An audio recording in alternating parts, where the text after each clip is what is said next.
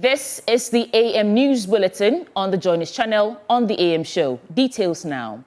Parliament has approved 7 Supreme Court nominees of President John Dramani Mahama. The approval process went through fierce opposition from the minority, who described the process as a constitutional crisis, which sets a bad precedent for future processes. And James Aveji was there and tells you the rest of the story. The approval of the 7 Supreme Court Justice nominees of President John Mahama has come with strict opposition from the minority in Parliament, who earlier opposed the laying of the report of the committee, insisting that their position have not been clearly captured in the report, urging the Speaker to refer the report back to the appointment committee to do the needful. We have an outstanding matter. I have seen movement on the floor. I pray that we would go by it so that we bring this thing to a closure. If we are done, it is not any difficult matter. They can lay their report.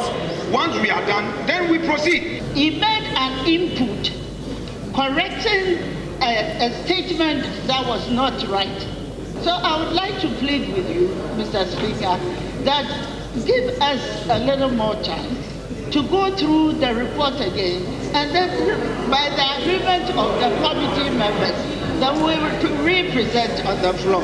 Once what he is seeking to be added is not part of the preliminary comment that he said we should include in the report, that should not be added.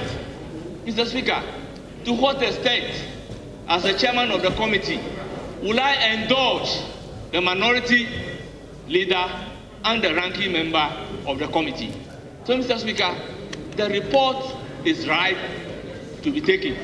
After laying of the report, the minority leader Afenyo-Markin delivered a long statement describing the report and the approval process as a constitutional crisis and will be laying a bad precedent for future proceedings. Mr. Speaker, I dare say that there is a constitutional crisis before us. Even as we debate these appointments, our Chief Justice sits suspended through procedurally questionable processes that make mockery of Articles 146 and 296 of our Constitution. Mr. Speaker, we, as a Parliament, stand at crossroads. Today, decisions we make today will either restore public confidence in our judiciary or mark the moment when Ghana's highest court became an instrument of executive convenience rather than constitutional conscience. I conclude by saying that whilst we stand to rely on the rules of this House to reject these nominees, we note that even the majority with their 187 on this day that they want to push through have not been able to commandeer their numbers. They don't even have the numbers to take a decision. The majority, however, defended the position of the committee, and the Speaker put the question to the members. Honourable members, at the conclusion of the debate, the question is, as many as are in favour of the motion, say aye. Those against, say no. The ayes have it. With this, all 7 judge nominees of President John Dramani Mahama have all been approved by Parliament. The President is now left to swear all 7 of them in to take their position at the bench of the Apex Court. From Parliament House here in Accra, I'm James Aveji for Joy News. So the Central Regional Commander, or the Commander of the Ghana National Fire Service, ACFO Mary Atiga Mensah, has advised people living in flood-prone areas to evacuate as a precautionary measure to avoid potential disaster. In an interview during a visit to the incident site and a courtesy call on the survivors of the collapsed building, ACFO Atiga Mensah urged that the tragedy should be a lesson to individuals living in flood-prone zones to prevent a repeat of the tragic incident, and tasked authorities to ensure people living in dilapidated structures are moved to safety to make way for demolition. On Saturday, June 21, 2025, two elderly persons, 79-year-old Atapin and 89-year-old Emmanuel Ankafo, lost their lives after heavy rains caused their story residence to collapse, leaving 3 other occupants of the building injured. The incidents occurred in London Bridge, a popular vicinity in Kotokraba, Cape Coast. On Monday, the Central Regional Fire Commander, ACFO Mary Atiga Mensah, visited the incident site with her team and paid a courtesy call to the survivors. We visited all the victims involved and the areas that were flooded. And from there, we came to the hospital to visit the victim that was rushed here unconscious. My advice to those people living at the flood-prone areas that this is the time this is rainy season. So if you see that your building is not in good condition, they have to move out before it is too late. Because what happened on Saturday, we lost two people. So we don't want that thing to happen again. And also the authority to see to it that the people are moved to the safer place, so that the buildings that are weak, they will have to come together with the families and discuss it and have a solution so that they will demolish it. Evelyn Banwa Ayesen is the Deputy Chief Nursing Officer in charge of the accident unit of the Cape Coast Teaching Hospital. We received a patient was rushed in following the flood that happened around Cape Coast, I think London Bridge. So history taking was a building collapsed on him. So when he came, we did our initial assessments and we put him on cervical collar and other things, and we attended to him after triaging him. So as the days were going on, we started doing our basic investigations and trying to rule out some of the injuries that he might have gotten. So by his grace, he's doing very well, he's recuperating very well. He's fine now. One of the survivors, Charlotte Blankson, commended the Ghana National Fire Service and the other agencies for their swift response to their rescue. She also appealed to government and other well-meaning stakeholders for support. From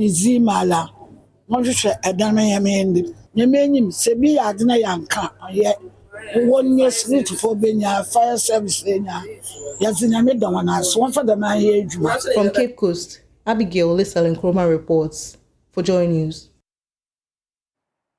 Motorbike-related crashes are surging in urban Ghana, particularly in Accra, with speeding and poor road infrastructure topping the list of causes. A new study by the Building and Road Research Institute under the Bloomberg Initiative for Global Road Safety shows motorcycles now account for the highest proportion of crashes, a reversal of previous patterns. Adobe Asare reports. There's a troubling shift in Ghana's road safety data, where private vehicles once topped crash charts. Motorcycles are now leading the pack, many of them involving riders speeding and navigating poorly lit congested streets. The findings come from a study by the Building and Road Research Institute in partnership with Johns Hopkins International Injury Research Unit, with support from Bloomberg Initiative for Road Safety. Chief Research Scientist at BRI, Engineer Francis Afuka, says speeding remains a key driver of road crashes across the country. In Ghana currently, we have pedestrians as well as motorcyclists, people who are using motorcycles being mostly at risk in traffic. Some of the key factors which undermine safety in the use of motorcycle had been speeding. Speeding had been one of the key things that we have found among users of motorcycle. In a presentation, it was revealed that most fatal crashes are recorded between 6 p.m. and 8 p.m. Ebenezer Bedu is Road Injury Surveillance Coordinator. Corridors where usually you find that the street lighting is quite poor, and given less traffic, some drivers tend to speed higher. And connecting these factors contribute to the kind of fatalities we are seeing. Bear in mind, given that Accra is a typical urban city, urban space, you have a pedestrian attempting or trying to cross the road, and usually they are not in any reflective uniform or attire. So it also happens that in the evening it becomes quite difficult to judge the speed of an incoming vehicle and also the distance. So coupled with these factors, we'll see that is what accounts for the higher proportion of deaths that we record within this particular time window. Beyond visibility, the report highlights a lack of functional road cameras and consistent policing, leaving too many high-risk drivers unchecked. Dr. James Kumwenda is with the Johns Hopkins International Injury Research Unit. He believes road safety is a serious public health concern and must be treated as such. A lot of us are aware of challenges and health issues such as, say, malaria and diseases and other leading causes of death. But what people don't realize is when you look at young people and adolescents, the leading cause of death globally is actually crashes on the road. What people don't realize is that every year we lose about 1.3 million people to crashes on the road. And these are preventable deaths. And so each of us who work on road safety, we see this issue and we want to raise awareness to say we need to do something about this. The data is clear. Motorbike crashes are not just rising, they're preventable. But to change the trends, experts say Ghana must invest in safer roads, smarter enforcement, and stricter adherence to road safety laws. Adobe Asare there. And in other stories, the Director General of the Ghana Maritime Authority is raising concerns over Ghana's inadequate supply of seafarers, warning that the country risks missing out on a booming global demand that could drive youth employment and economic growth. The global shipping industry is currently grappling with a significant talent gap, particularly at the officer level. As of 2024, the sector faces an estimated shortfall of around 26,000 STCW certified officers, a figure projected to rise sharply in the coming years. But engaging the media at the National Workshop on Seafarer Recruitment and Placement Service Providers in Accra, Director General of the GMA, Kamal Dean Ali, said urgent swift action to train and equip Ghanaian youth to meet international standards are the key. The seafarer industry is a key driver of our national economy. And it is also a very international space and an industry space. So a couple of things define the space, which is, yes, we want to recruit and make sure that we create employment for the Ghanaian youth and for the country generally. But there are also some standards that are supposed to be met at the global level, regulatory standards. There are industry expectations, and again, remember that those industry expectations and ethics are not limited to this country. So the objective of this particular workshop or dialogue session, I prefer to call it, is to see how we enhance the synergy between our drive for increasing seafarer recruitment and creating more employment opportunities, but ensure that the necessary global standards are met, the industry requirements, standards, best practices are also met. It is a convergence of this that will really put the Ghanaian seafaring market, which is already competitive in the global world, even much more competitive. So that is. Well, he added that scaling up the country's pool of well-trained seafarers would not only address this global demand, but also significantly increase Ghana's foreign remittances, thereby boosting broader economy. The person himself is gainfully and fully employed. A well-trained seafarer starting at the lowest level could perhaps have a minimum salary of about $2,000, $2,500. He grows in the industry and can grow to a level after 6, 7, 10 years where the person is within the threshold of $6,000, $7,000. So that is the nature of the industry. So the pairs, people that are employed with the requisite skills in the industry themselves will be okay. Then we need, of course, and if they are okay, then it also means that they inject something into the country, into the economy. We need, of course, and also it has to do with the remittances that they send home. A seafarer monthly will be sending remittances home because he or she is at sea for a period of 6 months, and every month collect their salary and part of it come home. So remittances is constant to the life of a seafarer. It is not like any other employment, like some would have migrated to the US or UK who would just go and live there. A seafarer is just on a ship working around the world, and what means that the remittances are coming every day. But we also look into the future in putting schemes in place where, for example, the seafarers themselves can also contribute to the economy directly through the taxes that they will pay when the industry is well regulated. With thought-provoking motions and sharp arguments, schools are battling it out for a place in the coveted semi-finals of the Love FM High School debate. In one of the most intense contests, Prempeh College faced off Osei-Educhum Senior High School on the motion, the creation of a single currency is the only way to Africa's economic development. Irabna Akwe caught up with both teams after the contest. Foreign investors don't look at currency, they look at political risks, ease of doing business, and legal protection. It will shock you to know that many African countries rank low in investment appeal due to so many non-currency factors. In Africa, to promote economic growth, the mountain of having a single currency to push for Africa's economic development is hard. I therefore call and send you to rise with me as we firmly, courageously step into the future by creating a single currency to ensure Africa's economic development. We are the quarter-final stage of the Love FM High School debate, and the stakes have never been this higher. Today, two of the strongest contenders debated today. That is the Osei-Educhum Senior High School and Prempeh College. We have seen these schools come right from the zonals to the preliminary stages to the quarterfinals, and we are here today. Obviously, one school has to lose and one school has to win, and unfortunately it is the end of the road for Osei-Educhum Senior High.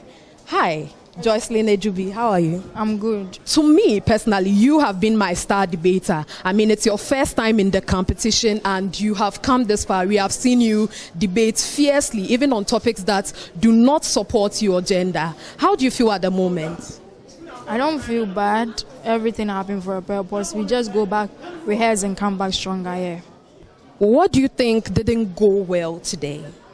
Personally, from where I stand, I can't tell, but we will go back and do our homework here. Sophia, you have come this far. What have you learned so far from the competition? Okay, I've learned a lot from this competition, that in this competition there is failure and then success, and so we have accepted our failure and we will go back and prepare next time and come back with stronger power. Yeah. They are going to come back with stronger power, and I really love them because they've done so well and they have come this far, and they competed against Prempeh College. Hi, in the name of Jesus, how are you? I'm fine very much by the grace of God, and you? I'm also fine. How do you feel being just 2 steps away from the final? Well, to me, it's a very good pleasure because from the preliminary stages, the zonals, the round of 16, we've been depending on God, and yes, God hasn't failed us so far, so we are counting on Him to take us there. Yes. You've been depending on God. I guess that's why you are trending on social media for saying in the name of Jesus. One-time champion, Prempeh College. Moving to the semi-finals, you are going to meet equally good schools. How are you preparing towards that? And what do you have to tell anybody watching you if you have to meet them next week? Well, we come with God. We don't rest on our laurels, and we don't look at how big our competition is. We only look at how big our God is. And we come with God. And so we know that God will take us through to the end. And in the end, His name will be glorified. In the end, God's name will be glorified. I'm reporting for Joy News. My name is Irabna Akwe.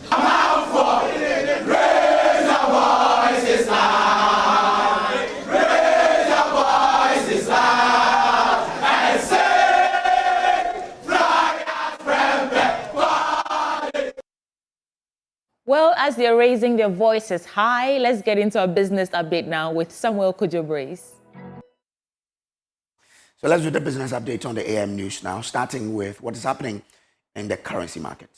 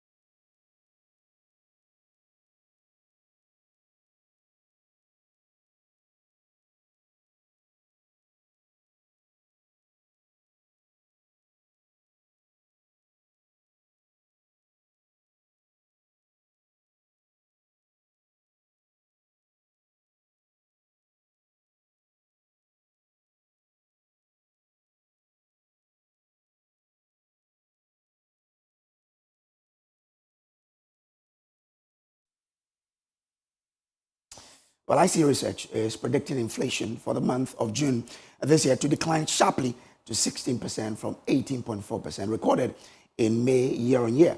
The research team is making the forecast on the back of favorable foreign exchange, pass-through effect, and lower fuel prices at the pumps. The following report has some details. According to IC Research, the June 2025 Consumer Price Index data window recorded a 29.5% month-on-month and 35.3% year-on-year appreciation of the Ghanaian cedi against the US dollar. This exerted downward pressure on prices of imported items with notable declines in petroleum prices and transport fares. IC Research is of the view that the announced 15% reduction in commercial transport fares will continue to restrain transport inflation with downside spillovers for other items.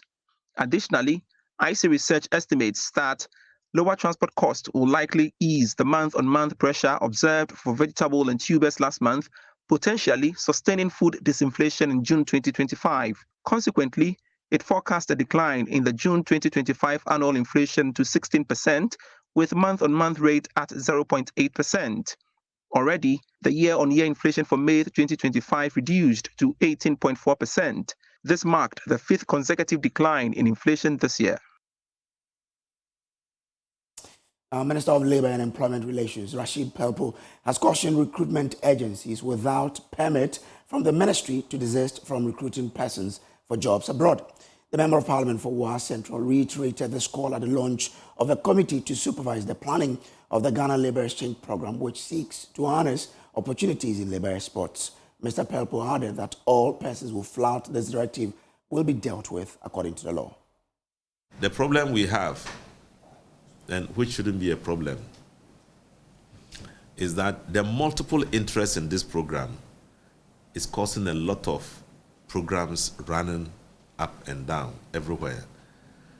Anybody you see would say, I have a company, I want to do labor export. I have a company, I want to do labor export. I have made a pronouncement, and I'll reiterate it. No company can send people out of this country without a labor certificate signed by the minister. They will stop you at the airport, and you can't do it. No company can send anybody out of this country without signing a memorandum of understanding, following the laws of Ghana, following the labor regulations, ensuring that they are going to be served, they are going to serve in a fair manner, paid adequately for what they have done, and without being enslaved. And the third thing is that we will sign a bilateral with any country that wants labor from Ghana. It will not be the situation where you bring pictures from the Gulf and you see our ladies being maltreated, and some young men can even run away and leave their earnings because they just wanted to come back home. As a result of the pressure they put on them, enslave them, torture them, make them feel like they are nothing. We are Ghanaians, and we respect ourselves. But this is the AM business on the AM news. But we'll wrap it all up with what is happening on the commodities market.